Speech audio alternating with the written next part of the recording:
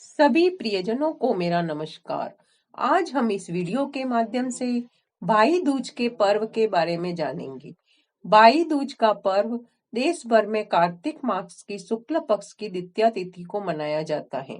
इस दिन बहनें भाई के माथे पर तिलक करके उसकी लंबी आयु और सुख समृद्धि की कामना करती हैं। रक्षाबंधन की ही तरह भाई दूज का भी काफी महत्व है। इस दिन बहनें पूजा करती हैं, कथा कर व्रत रखती हैं और भाई को तिलक करती हैं। वहीं भाई भी बहन की रक्षा का संकल्प लेता है और उन्हें उपहार देता है।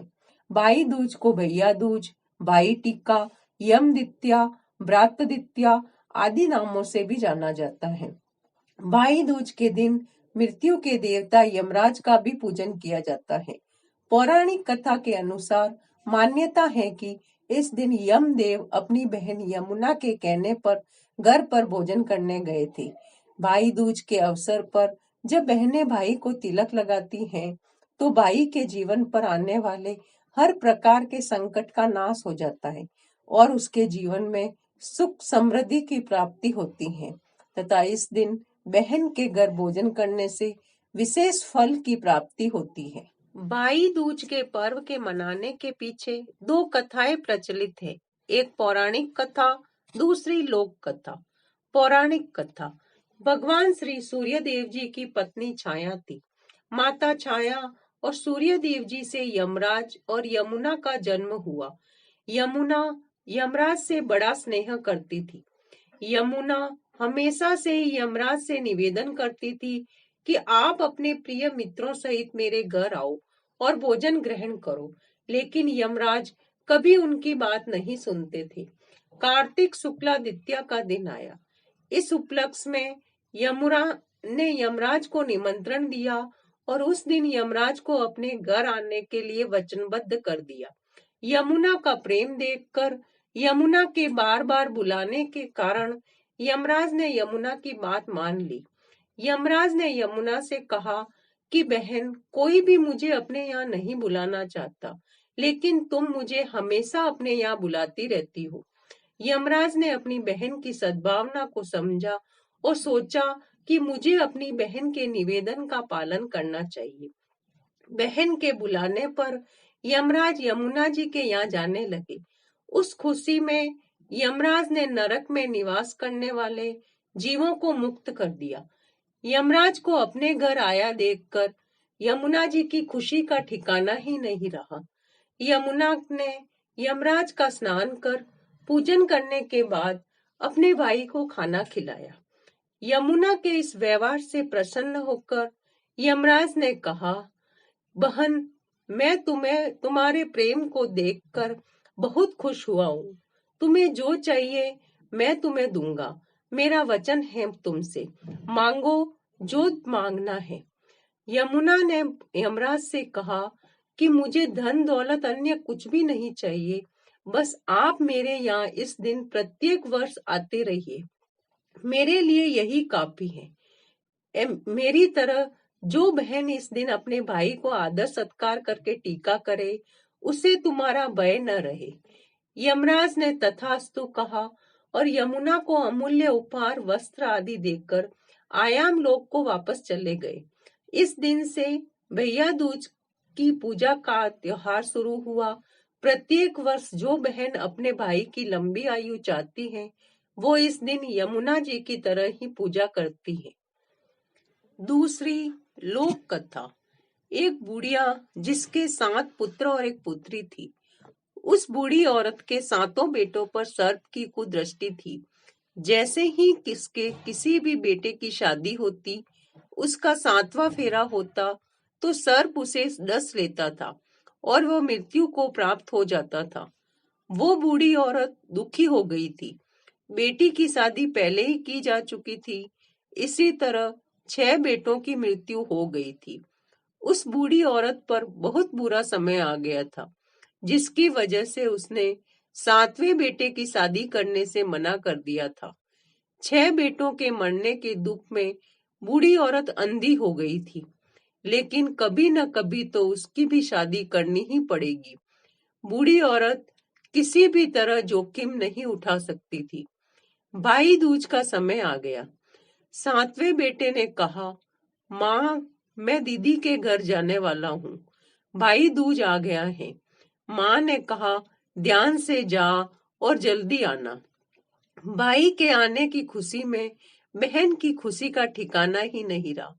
भाई की खातिरदारी के लिए, अच्छा पकवान बनाने के लिए बहन ने सोचा कि पड़ोसन की मदद मांग लेनी पड़ेगी। खुशी में बहन ने पड़ोसन से मदद मांगी और पूछा, दीदी, मेरा भाई आ रहा है, मैं क्या करूं? उसे क्या बना के खिलाऊं? पड़ोसन उससे चिढ़ती थी। उसने कहा कि दूध से रसोई लेप और घी में चावल पका। अब भाई की खुशी में पागल बहन ने सोचा कि हाँ, मैं ऐसा ही करूंगी। भाई को आते रास्ते में सांप मिला। सांप उसे काटने को आगे बढ़ा तो उसने बोला कि भाई, आपका मैंने क्या बिगाड़ा है? मुझे क्यों काटना चाहते हो? सांप ने कहा कि मैं तुम्हारा काल हूँ और तुम्हें यमराज के पास पहुंचाने आया हूँ। भाई ने रोते हुए कहा कि भैया, आप मुझे मत काटो, मेरी बहन मेरा इंतजार कर रही है।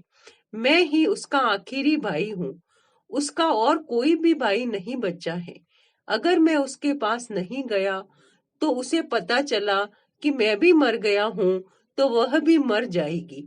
सातवें भाई के रोने से सांप ने कहा कि तुझे क्या लगता है कि तू मुझे बेवकूफ बना के चला जाएगा? लड़के ने कहा कि तुम्हें मुझ पर भरोसा नहीं है तो तू मेरे झोले में बैठ जा। जब मेरी बहन भैया दूज मना ले उसके बाद तुम मुझे मार देना। भाई बहन के घर पहुंचा। भाई को देखकर बहन की आंखों में आंसू निकल आए। भाई ने बहन से बोला, दीदी, भूख लग रही है, खाना दो जल्दी।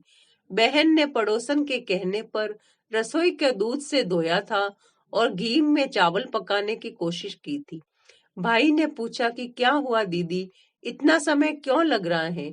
दीदी ने सारी बात बताई कि पड़ोसन ने मुझे ऐसे करने को कहा था। भाई ने हंसते हुए कहा, दीदी, कहीं सुना है आपने कि दूध से कभी रसोई लिपी गई हो और घी में कभी चावल पके हो? गोबर से रसोई लिपो और दूध में चावल पकाओ। खाने खाने के बाद भाई को नींद आने लगी और वह सोने चला गया। इतने में बहन के बच्चे आ गए और उन्होंने मामा मामा कहकर बोला कि मामा, हमारे लिए क्या लाए हो? तब उसने कहा, बेटा, मैं कुछ नहीं लाया हूँ। मना करने के बावजूद भी बच्चों ने उस थैले को उठा लिया जिसमें सांप था और खोलकर देखने लगे, लेकिन उसमें बच्चों को हीरे का हार मिला। दीदी ने बोला कि तू ये मेरे लिए लेकर आया है? भाई ने बोला कि तुम्हें अच्छा लगा हो तो तुम रख लो। अगले दिन भाई ने बहन से अपने घर जाने की इजाजत मांगी। बहन ने अपने भाई के लिए लड्डू बना के रखे थे। बहन ने लड्डू भाई को दिए। भाई ने बहन को अलविदा लिया और आगे चल दिया। थोड़ी दूर जाकर थक कर एक पेड़ के नीचे सोने लगा। इधर बहन के बच्चों ने कहा, माँ, खाना दे दो, भूख लगी है। उनकी माँ ने कहा कि अभी खाना नहीं बना है, समय लगेगा। तब बच्चों ने कहा, जो मामा को लड्डू दिए थे हमें भी दे दो, हम खा लेंगे। माँ ने कहा, जाओ, चक्की पर रखे हैं, बचे हुए लड्डू जाकर खा लो। बच्चों ने जाकर देखा तो पता चला कि वहां सांप की हड्डियां पड़ी हैं। अब बहन की हालत खराब हो गई और वह बाहर की तरफ भागी। लोगों से पूछने पर पता चला कि एक पेड़ के नीचे एक व्यक्ति सो रहा था। बहन को लगा कि वही उसका भाई है। वो भागती हुई गई उसके पास और उसे उठाने लगी। उसने भाई को उठाया और पूछा, कहीं तूने लड्डू तो नहीं खाए? भाई ने कहा, क्या दीदी, क्या हुआ? ये रहे तुम्हारे लड्डू, मैंने नहीं खाए हैं। बहन को लगा कि कुछ अच्छा नहीं हो रहा है। उसने बोला कि मैं भी अब तेरे साथ घर चलूंगी, तुझे अकेले नहीं छोड़ूंगी। भाई ने बोला कि तुम्हारी मर्जी। चलते हुए बहन को प्यास लगी। भाई से बोला कि मुझे प्यास लगी है, पानी पीना है। भाई ने चारों तरफ नजर फैलाई और एक तरफ चील उड़ रही थी। बहन ने बोला कि तू यहीं रुक, मैं अभी आ रही हूँ। बहन पानी पीकर आ रही थी कि उसने देखा कि एक जगह जमीन में 6 सिलाएं गड़ी हुई है और एक बिना गड़ी हुई रखी हुई है। बहन ने वहां से गुजर रही एक बुढ़िया से पूछा कि ये सब क्या है। उस बुढ़िया ने बताया कि किसी एक औरत के 7 बेटे हैं जिनमें 6 की शादी के समय सांप काटने से मृत्यु हो गई थी। अब जब 7वें की शादी होगी तब ये आखिरी शिला भी बाकियों की तरह जमीन में गड़ जाएगी। बहन ने जब ये सुना तो उसके होश उड़ गए। वो समझ गई थी कि ये सब उसके भाइयों के लिए किया गया है। बहन ने उस बूढ़ी औरत से पूछा कि मैं क्या करूं, कुछ बताओ। बूढ़ी औरत ने उसे सब बता दिया कि वो अपने भाई की जान कैसे बचा सकती है। भाई की जान बचाने के लिए बहन कुछ भी करने को तैयार हो गई। बूढ़ी औरत के कहने पर बहन ने अपने बालों को खोल लिया और अपने भाई के पास गई और जोर जोर से बोलने लगी कि तू तो जलेगा, कटेगा, मरेगा। भाई ने बहन की ये हालत देखकर सोचा कि दीदी को ये क्या हो गया है। दीदी तो पानी पीने गई थी, लगता है कि कोई चुड़ैल दीदी पर आ गई है। किसी तरह भाई अपनी बहन को लेकर अपनी माँ के पास आया और माँ को सब बताया। कुछ समय बाद भाई की सगाई का समय आ गया। बूढ़ी माँ के 7वें बेटे की शादी की मंजूरी दे दी। भाई को अब जब सेहरा पहनने की बारी आई तो बहन ने कहा कि ये नहीं सेहरा मैं पहनूंगी, ये तो जलेगा, कटेगा, मरेगा। सेहरे में सांप था। बहन ने उस सांप को निकाल दिया। इसी तरह सांप ने बहुत कोशिश की और बहन ने अपने भाई की रक्षा की। हार कर सांपों का राजा खुद आया, गले की वरमाला में छुपकर। लेकिन बहन ने उस सांप को एक लोटे में, एक थाली में टंग कर बंद कर दिया। अब ये देखती हुई सांप की पत्नी वहां आ गई और बोलने लगी कि मेरे पति का दम घुट रहा है, उसे छोड़ दो। लेकिन बहन ने कहा कि तेरे पति को छोड़ देंगे, पहले तू मेरे भाई से अपनी कुदृष्टि हटा और अपने रास्ते जा। नागिन ने ऐसा ही किया। बहन के इशारे पर नई दुल्हन ने कहा कि मैं तेरे पति को छोड़ दूंगी, पहले मुझे मेरे एक जेठ को छोड़। कोई तो होना चाहिए घर में जिससे मैं लड़ा करूं। ऐसे ही बहाने बनाकर नई दुल्हन ने सभी 6 जेठों को छुड़ा लिया। उधर रो रो कर बूढ़ी माँ का हाल बुरा था। बुढ़िया को लग रहा था अब उसका 7वां बेटा भी नहीं रहेगा। किसी ने बताया कि आपके सभी बेटे और बहुएं आ रही हैं। अब माँ की आंखों से आंसू आने लगे और खुशी से भगवान से कहा कि अगर ये सच है तो मेरी आंखें ठीक हो जाए, मेरे सीने से दूध की धार बहने लगी। बूढ़ी औरत के साथ ऐसा ही हुआ जैसा भगवान ने बोला था। अब अपने बच्चों को देखकर वो बहुत खुश हुई। बूढ़ी औरत को अपनी बेटी की शक्ति और बेटी का अपने भाइयों से प्यार देखकर उसके आंखों में आंसू आ गए। सभी अपनी बहन को ढूंढने लगे, लेकिन देखा कि वो तो भूसे की कोठरी में सो रही थी। उठने के बाद वो अपने घर को चली। फिर उसके साथ लक्ष्मी जी भी जाने लगी। बूढ़ी माँ ने कहा कि बेटी पीछे मुड़कर देख, क्या सारी लक्ष्मी जी अपने साथ ले जाएगी। बहन ने पीछे मुड़कर देखा और हंसते हुए कहा, जो भी कुछ माँ ने अपने हाथों से मुझे दिया है वह मेरे साथ चल, बाकी बचा हुआ मेरे भाई भाभी के साथ रुक जाए। बहन ने अपने भाई भाभी की जिंदगी संवार दी और इस तरह अपने भाई की रक्षा की। इसी दिन से भाई दूज का पर्व मनाया जाता है। राधे राधे, जय श्री कृष्णा।